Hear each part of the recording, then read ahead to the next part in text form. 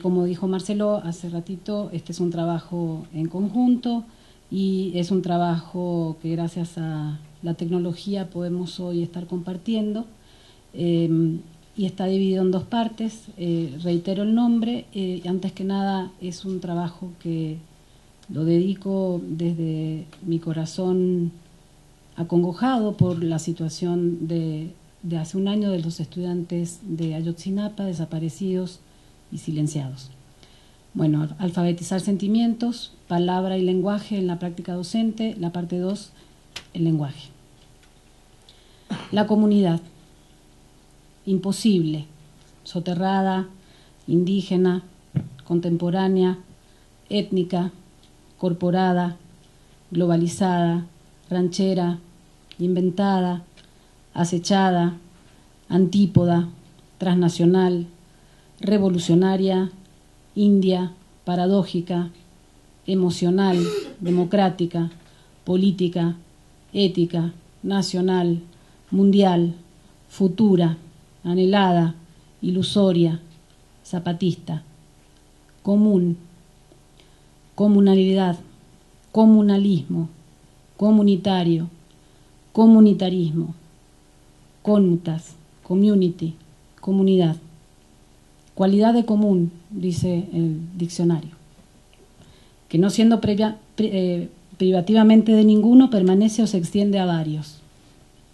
Y nos volvemos a preguntar, ¿las palabras son de todos? No está nada claro y todo está por develarse, por crearse. Las palabras pueden enunciarse para varios fines. Nos abocaremos a la enunciación de la palabra con sentido comunitario, que busca recrear la comunidad desde su enunciación. Somos humanos porque hemos sido capaces de crear el lenguaje, la palabra, la manera de decir te quiero, me importas, te abrazo, te cobijo en tu tristeza, te comparto mi alegría, y es en muchos idiomas. Todos han sido inventados por el hombre. El hombre en su comunión con otros creó la palabra y logró consensar una posibilidad para enunciarla. Y aunque haya sido una estrategia de combate, el consenso de unos cuantos logró generar palabra. La invención entonces tiene como una antesala un consenso para llamar a las cosas por su nombre. Si esa cosa inclusive es pensamiento, entonces podemos afirmar con Kristliev que se puede decir que el pensamiento se hace de las cosas miradas. El lenguaje es al mismo tiempo, entonces, pensamiento y al mismo tiempo cosa. El tiempo, la enunciación de la palabra y la configuración del lenguaje son creaciones humanas. Desde que nacemos, inclusive desde el vientre, escuchamos sonidos incapaces de traducirlos, solo los sentimos. Es decir, el lenguaje, que no solo son palabras, sino también gestos, es interpretado desde un adulto que lo comunica, por un niño que aprende a recibirlo y por lo tanto de su propia interpretación nace un gesto encarnado en un cuerpo que siente. La lengua materna, por tanto, se torna vital para comprender los contextos en los que surgen las palabras. Lo materno, entendido desde la concepción humana, un acto creativo en movimiento, modulador de emociones.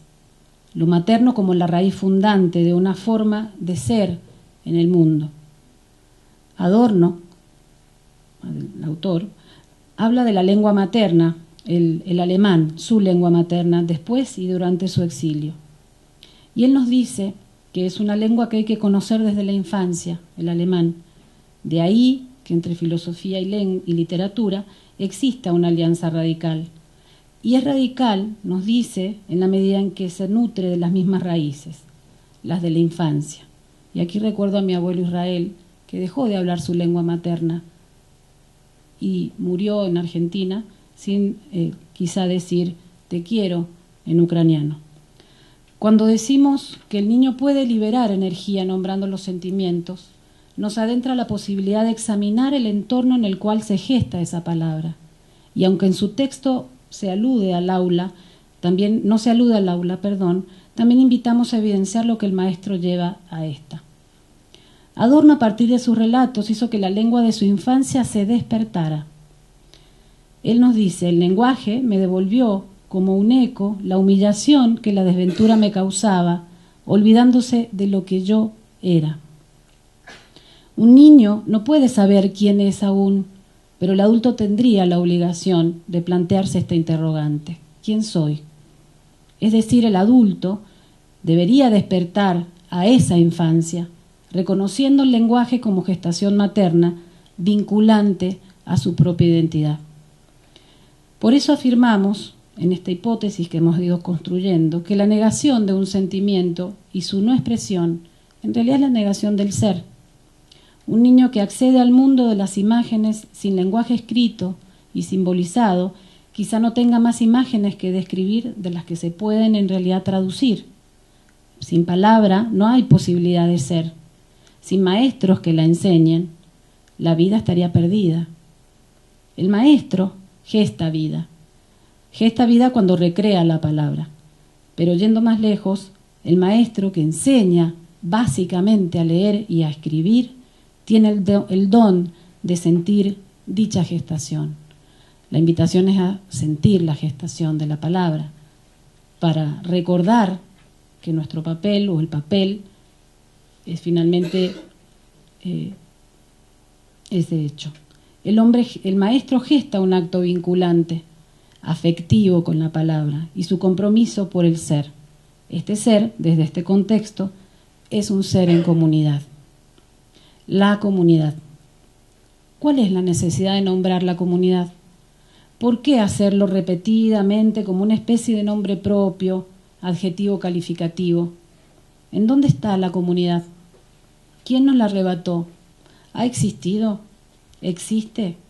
En ella se realiza nuestra inmutabilidad de hacer algo distinto, ya no para pensarla, pero sí para sentirla. Un niño que aún no puede nombrar, puede sentir primeramente algo que en su cuerpo es acogedor, aun cuando no sepa qué es, siente que siente. Comunidad, lenguaje y ser, entonces, no podemos disociarlos en la práctica educativa. Comunidad, lenguaje y ser.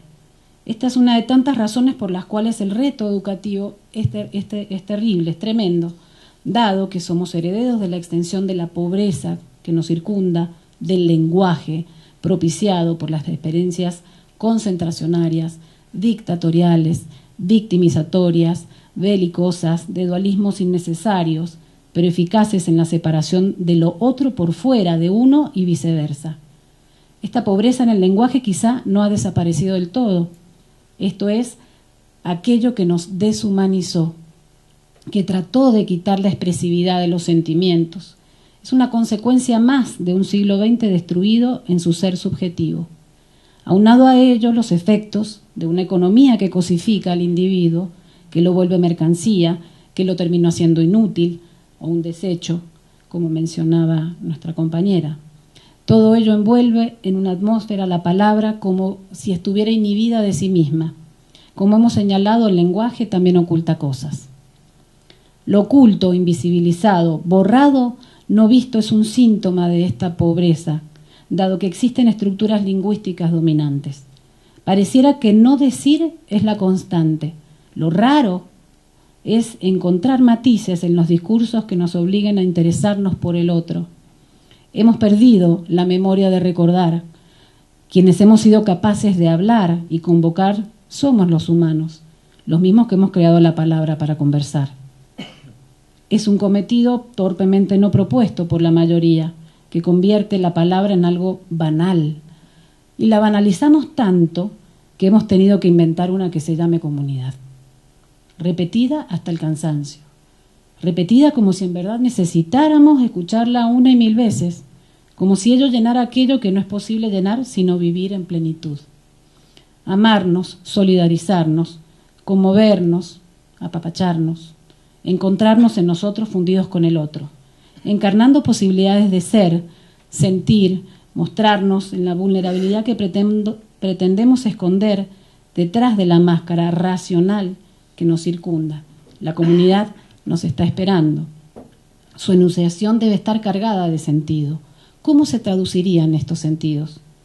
Desde la extranjeridad de la lengua, esto se evidencia parcialmente.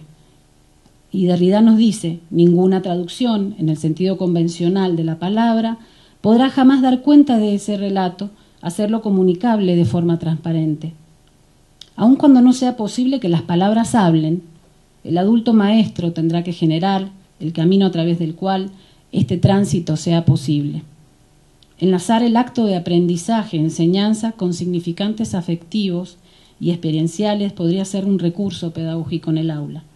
Y esto, a su vez, nos lleva a preguntarnos acerca de lo que la realidad del afuera, del aula, reproduce como sentimiento y cómo a la propia escuela obliga a seguir la consigna que, como buen Estado moderno, enaltecería el amor patrio, por ejemplo.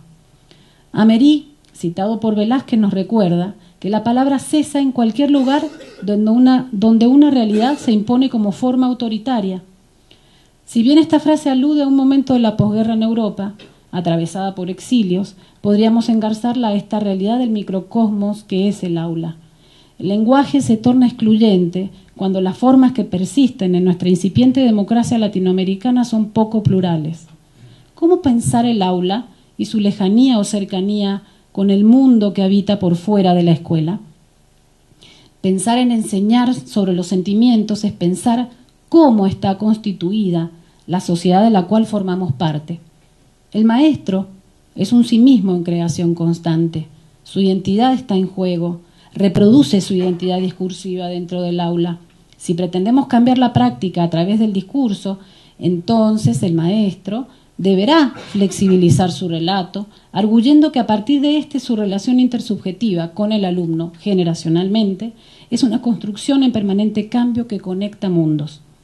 La escuela toca la comunidad y la comunidad es tocada por la escuela. Esta construcción sociohistórica, la de nuestros convulsos días, pone fin a la segregación y a la exclusión. ¿Cómo hacer del diálogo el recurso de aprendizaje y creación de esto común con alumnos, docentes y comunidades que viven en esta democracia? Los métodos, procesos de aprendizaje, la didáctica dentro y fuera del aula, ¿lo está fomentando? La palabra la pronunciamos en silencio, a cuatro voces, en un grito o en un susurro. La palabra existe por la temporalidad que la circunda, existe porque un tiempo y un espacio lo hacen posible. La diferencia debiera provocar el encuentro, la diferencia entre los seres humanos, la diversidad a la cual nos está convocando hoy este encuentro, la fusión no acrítica, sino consciente de dos o más culturas, la conciencia cultural que proviene de una significación de ser social, necesita reconocerse en la intimidad y también como bandera política. Hay naciones como posibilidades del lenguaje. Reinventemos el lenguaje entre nosotros para reinventar la comunidad, el aula y nuestra práctica educativa. Podríamos tomar a Mead para generar una síntesis de lo que intenciona una mirada sociohistórica del sentido comunitario. Nos dice, para una educación consciente de sus fines, el niño no se torna social por el aprendizaje. Debe ser social para que pueda aprender. La práctica educativa, entonces, debe escuchar la enunciación de la palabra, dado que la esperanza es palabra, nos decía Freire. La vitalidad de la comunidad radica entonces en esa construcción colectiva que son las conversaciones. Lo vital es relatar y reír o llorar sobre lo relatado. Atrevernos a ver en el relato sin callar lo experienciado. Busquemos la comunidad. Ella es la búsqueda de pertenencia. Está en nosotros y se materializa en el amor al prójimo, a uno mismo. Muchas gracias.